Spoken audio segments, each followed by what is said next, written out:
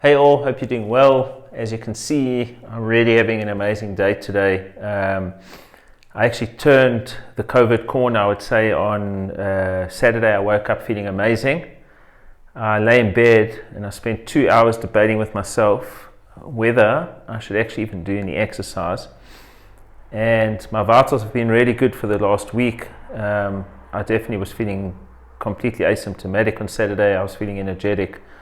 So I decided to do a very light spin, keeping my heart rate nicely down. Very light spin, just 30-40 minutes on the bike on the indoor trainer. And the rest of the day I felt incredible. Like a completely different person. And Sunday morning I woke up and I thought to myself,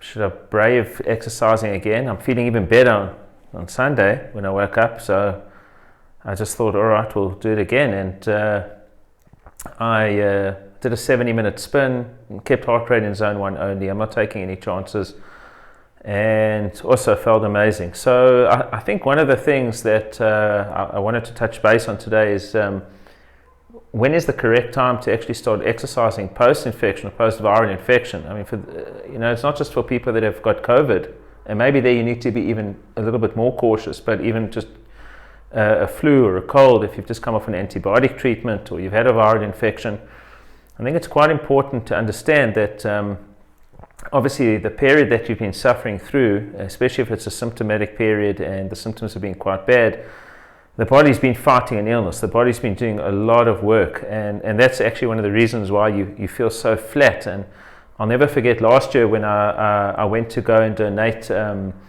bone marrow stem cells actually for a very sick cancer patient. We were found to be a genetic match. I've got a video there if you want to go and look. It was an amazing experience. But when they contacted me and I volunteered to go and do the donation, and they injected me with a specific substance to actually increase my white blood cell count, to just throw stem cells into the blood over a 5-day period.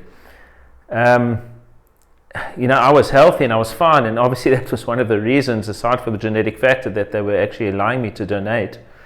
But I suffered from severe fatigue after that donation, severe fatigue. And the doctor told me that the amount of white blood cells that I'd produced in that short space of time, that 5-6 day period, was probably the amount of blood cells that the body would produce in many, many months. And that's the amount of work the body was doing. So there it's like sort of injecting you with something that allows the body to produce a massive amount of blood cells, because that's what happens when you're going to fight off an infection. And this was an exaggerated state. And I realized after that's just absolutely incredible. The body was so fatigued for weeks after. I even remember speaking to my wife one night, and I fell asleep during our phone conversation. And believe me, I just passed out. I couldn't even remember a thing. That's the kind of fatigue that I had. So when the body's done a lot of work fighting off an infection, I think the part of anxiety, or that nervous part, is actually going back into an active lifestyle again and exercising. And for those people that have been doing it for so long, and then only stopping for a week or 2 or 3 weeks, to go back to exercise is not, mentally I think there's a little bit of anxiety there, but it's something that is routine to us, and it's something that's quite sort of seamless, and we want to do it. Some of us jump back into it too soon. And there is something called post-viral fatigue, and I was speaking to a physician last week who's actually quite keen on understanding a little bit more about how to help her patients deal with post-viral fatigue. But it is a very real thing, and I'll never forget, even when I contracted Epstein-Barr virus in end of 99, early 2000s, I actually suffered from reoccurring infections for many years, and I really managed to not deal with it, because in my case it wasn't really dormant all the time. It used to come out when my immune system was weakened. And what I found was that I would go through bouts, sometimes days or weeks, of what they call CFS, or chronic fatigue syndrome, or post-viral fatigue, and you can never really get a handle on it, and it's quite difficult. So I think that's something to be expected when you start going back into exercise, and I think that's one of the reasons why you need to just take it easy and listen to the body and grade yourself back into training very slowly, not just to jump back in. One of the things that worries me about COVID is we know it's a vascular disease. We know that it has a tendency to cause clotting. We know from autopsies that have been done from COVID fatalities, as an example, they found a large amount of microthrombi, which is basically small clots, etc. I've even heard people who were asymptomatic and weeks post-COVID infection actually develop clots. It's quite a high risk. So one of the things that I'm planning on doing, actually got some advice from a physician this morning as well, is obviously I'm going to go and run full bloods, but I'm either going to do tests for clotting and look at the inflammatory markers, things like C-reactive protein, look at the ESR count, and then a D-dimer, which actually can also is one of the clot detection tests that they do. There's a few others as well. Full bloods, make sure that those inflammatory markers are down significantly, and that my body is in a state of, actually I can start putting it under a little bit more stress, but I won't do that until I know that I'm 100% okay. And the reason I say that is because this virus is so new, it's so novel, and I don't think we understand it at all. I think it's going to take years before people understand it intimately.